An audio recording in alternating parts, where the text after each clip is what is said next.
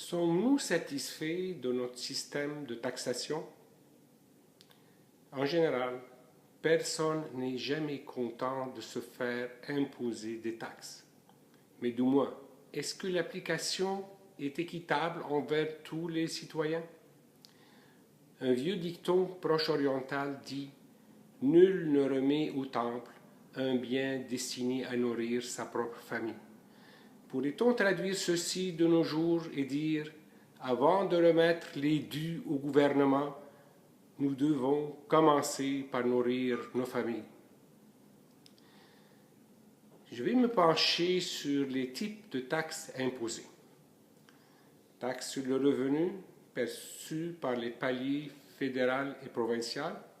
Dans un pays où près de la moitié de la population ne paye pas de taxes sur le revenu, pourrons-nous poser les questions suivantes? Est-ce que chaque payeur de taxes effectif en paye pour couvrir celles qu'une autre personne ne paye pas?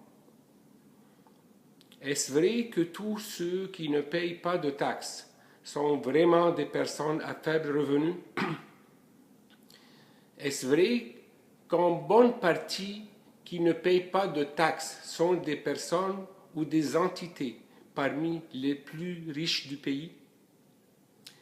Est-ce vrai que pour un manufacturier quelconque, il est plus rentable de fermer son usine au pays et donc construire une nouvelle dans un pays étranger afin de réaliser de plus grands bénéfices, en ramenant ses produits au pays selon les actes de libre-échange? Il pourrait garder une bonne partie de ses profits à l'extérieur, abrités dans des paradis fiscaux.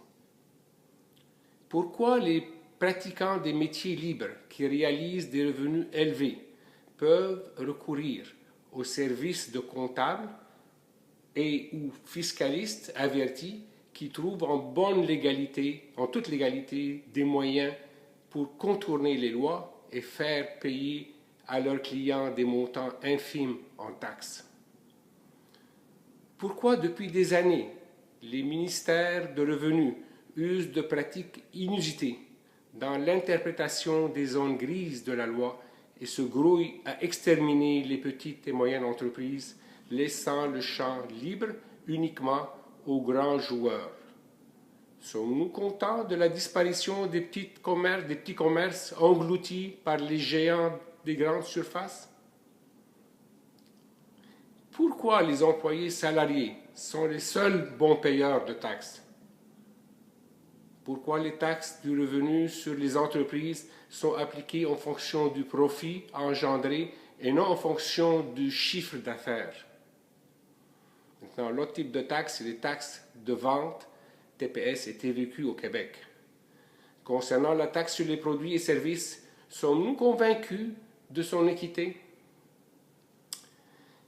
Saviez-vous que moins que 20% d'un salaire est dépensé sur des achats d'aliments de base exempts de taxes, tandis que la balance du revenu net après déduction est assujettie aux taxes appliquées sur les produits et services?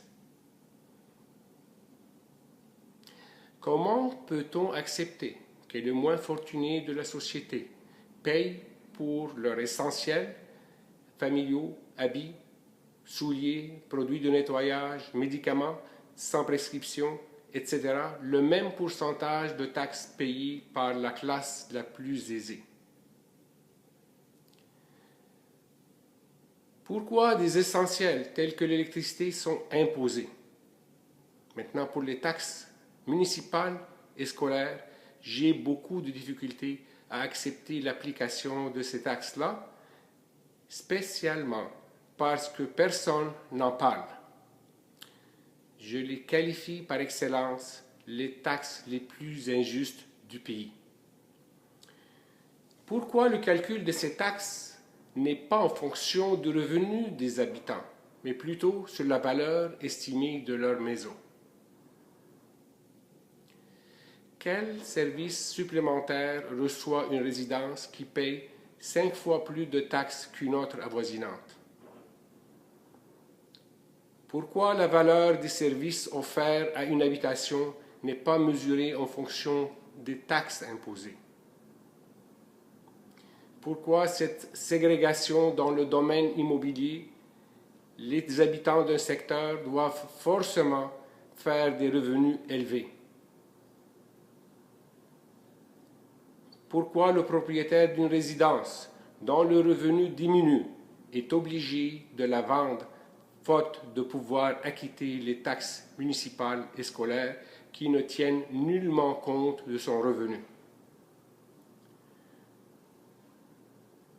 Pourquoi les propriétaires de résidences doivent payer des taxes scolaires à vie s'ils n'ont pas d'enfants aux écoles ou s'ils n'ont jamais eu d'enfants?